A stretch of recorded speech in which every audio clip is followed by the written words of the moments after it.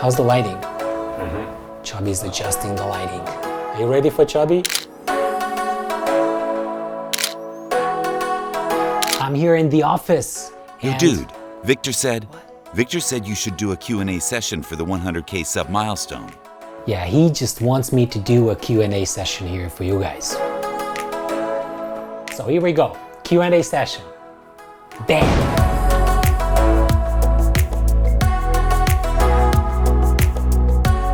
We started the YouTube channel a little bit more than 1 year ago, and we've got 100,000 subscribers, almost 100,000. That's fantastic. I didn't expect that to happen. We're so grateful for your support.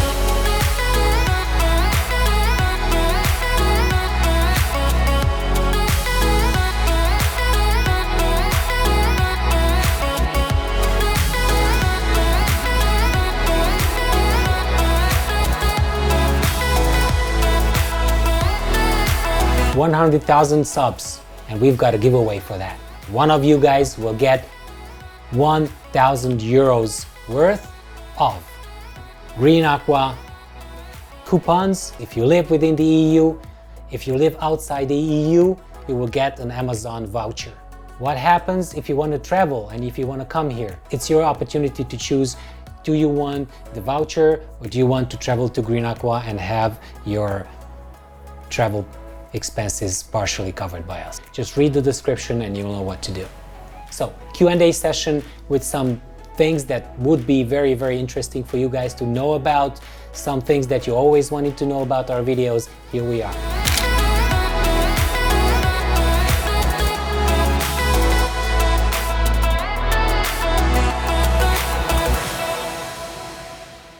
So let's jump into the first question. He seemed to have yellow water in the aquarium and we fixed the problem.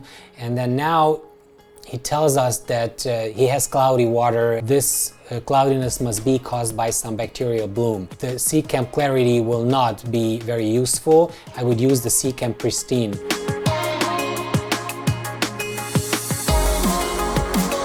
Wonderful content creator, thanks. Thanks so much, Green Aqua. There's no details about CO2 reactor Aquamedic for a big tank. Boring.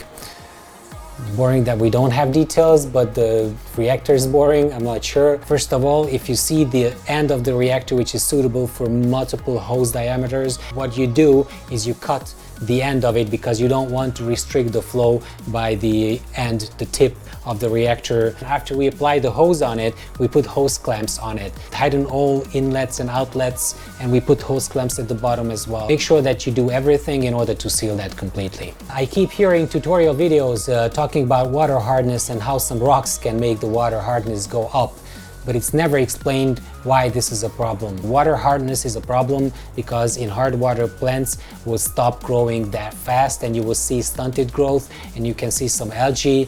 You will see smaller leaves, for example, for the Hemianthus cuba. You will start having all kinds of problems, so water hardness is very important. I would say that stay below 150, 160 TDS and you'll be fine. Good info, but honestly, I was expecting a bit more.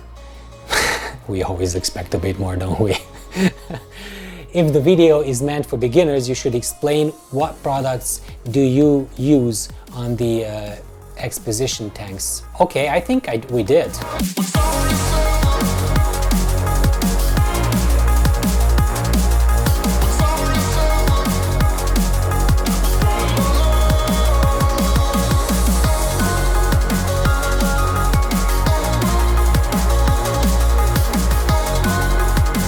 Why did you choose the ones that you use? Well, it's trial and error, as Dave Chow said in the very popular video. We try different products, we try different things, and we stood behind certain brands here at Green Aqua because we believe in them. I know that you guys use mainly ADA Mineral and Bright Decay plus XL, Seachem XL Daily, but you haven't explained where the nitrates and phosphates are coming from. I didn't want to overwhelm you guys, the beginners. What I thought is that it would be good to understand that if you use a factory recommendation for any FERT, then you will be fine. I don't want to get very scientific in these videos. Obviously, I can go into the estimative index style, but that would be really a lot for you, and there's a lot of written material on it on the internet.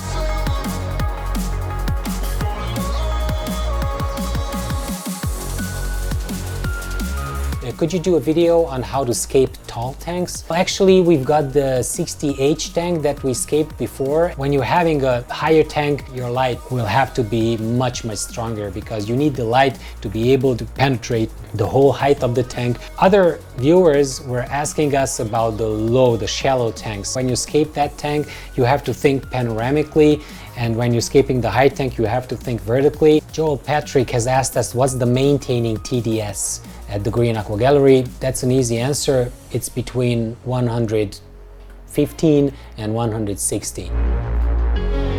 Okay, so let's move on to questions about Eurysis tank. I'm just wondering why you added the Mano shrimp and Otocinclus so early before cycling. Isn't that dangerous to the livestock? Yes, it is dangerous, and I would not recommend anybody to add any fish or shrimp before 3 or 4 weeks into the life cycle of a tank.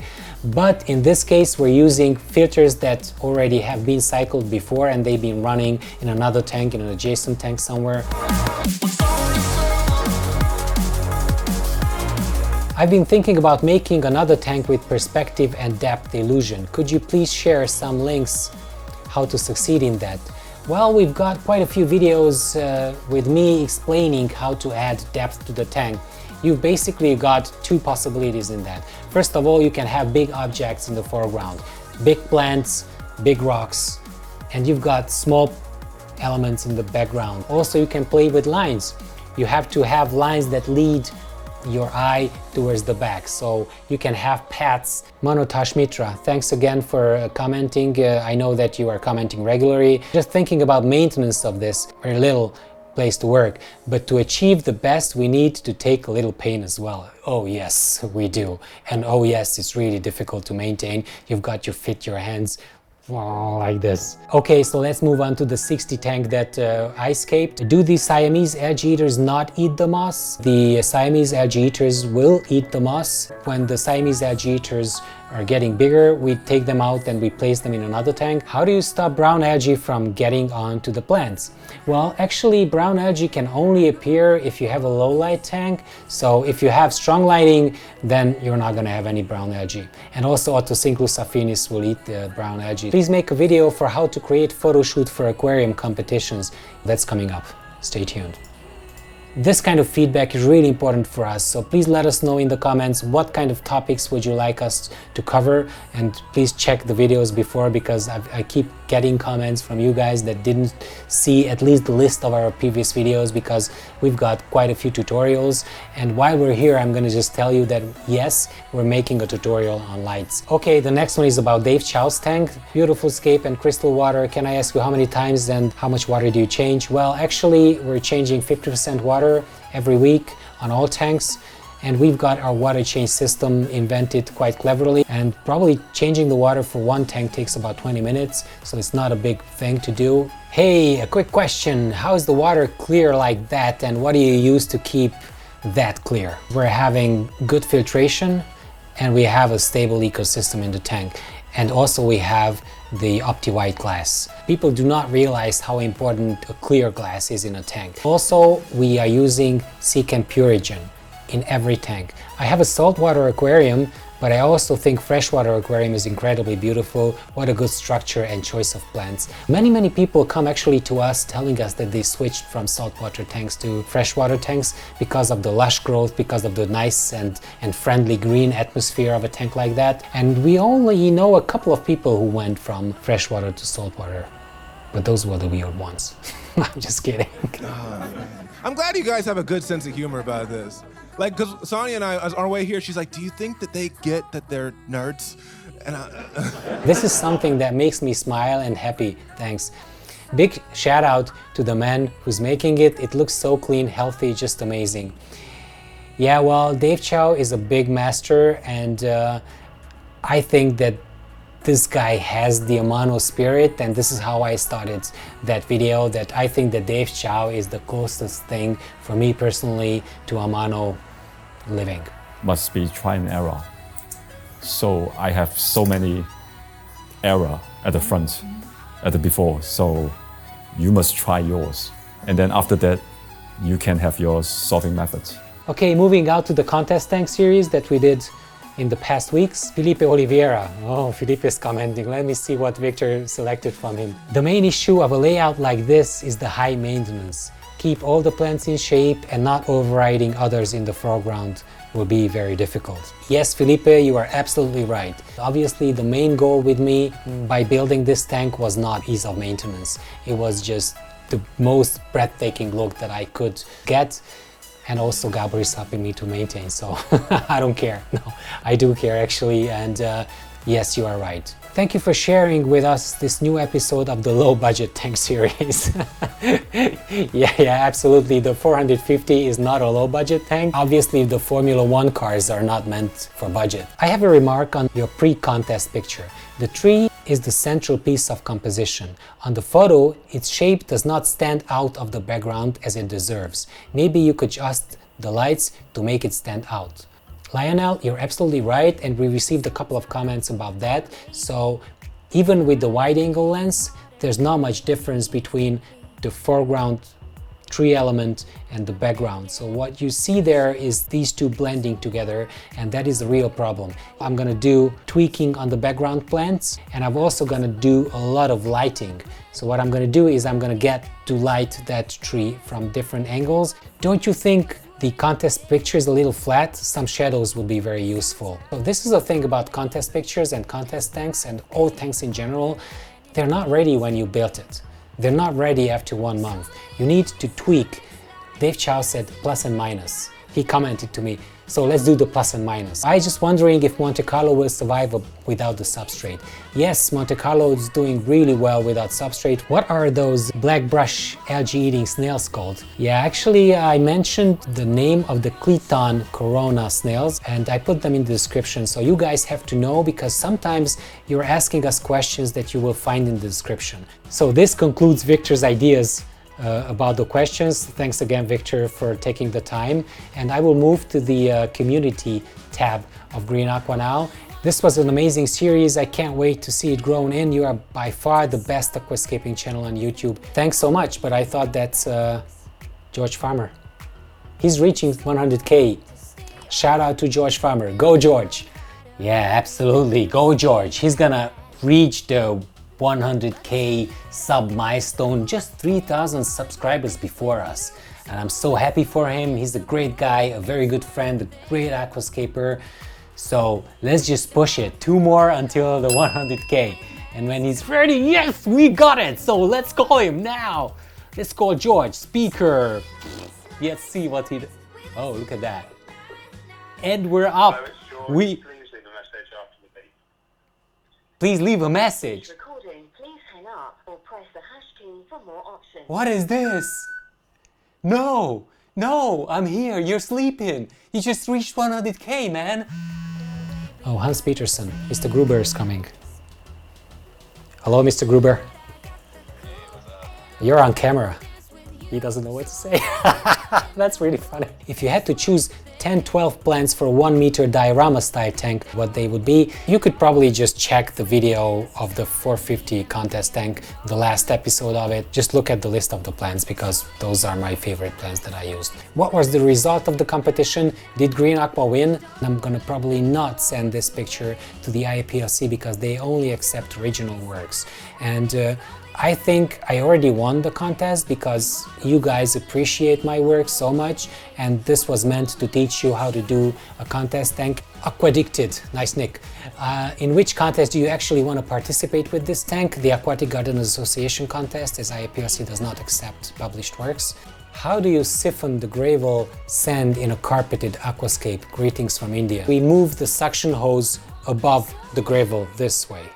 So if you do move it this way, then you're gonna stir the surface up a little bit and you're gonna suck out all the debris. Just do in Florida, Nick. I would like to know why you chose that fish that you did for this aquascape. I thought that the white cloud mountain minnow will accentuate the scape a little bit by its black stripes, the size of the fish, the stripes, the colors. So many lights, lights, lights with us tonight, night, night. Don't let them go to waste. Pablo Martinez asked me whether you've got problems with purigen in a planted tank. No, absolutely not. Purigen is like a magic ingredient to a planted tank. Greetings from Philippines, Mark Justin. Greetings from Hungary.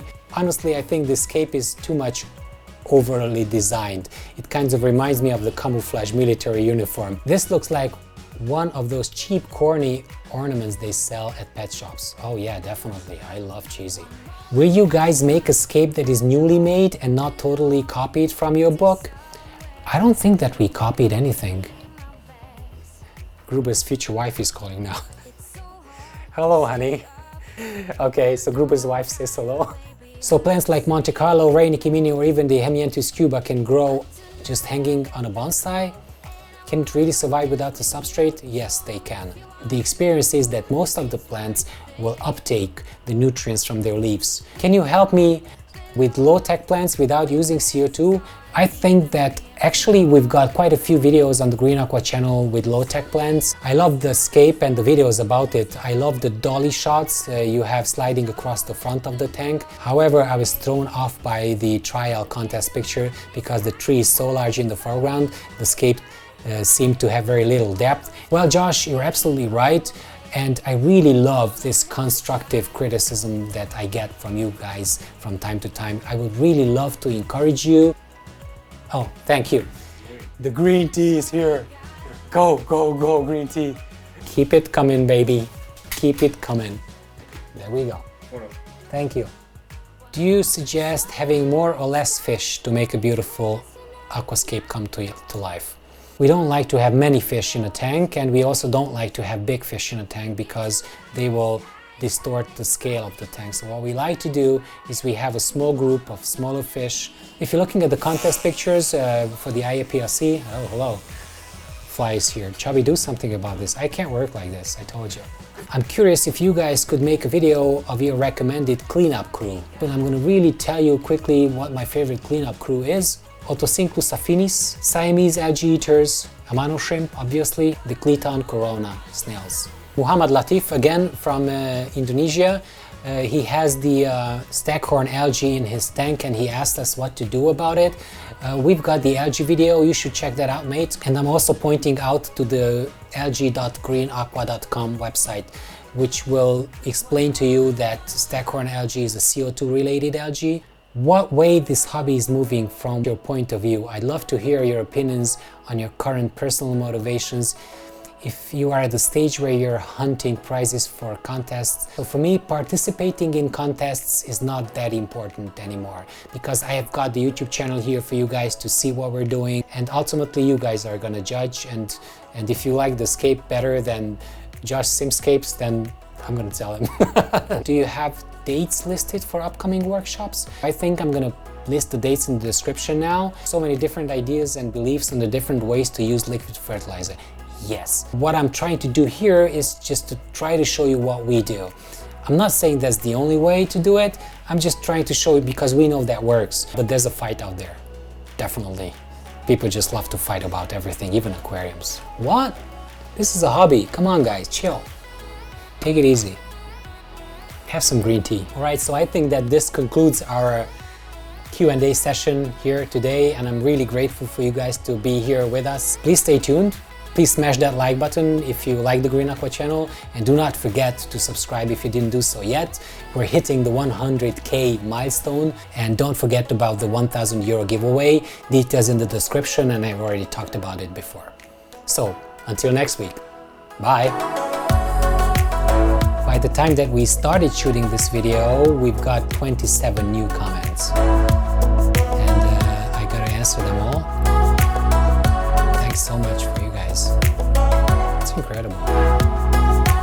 It's Thursday, we're shooting this video on Thursday, and we've got 1,000 comments on the first day of the video. And the old videos added up. It's crazy.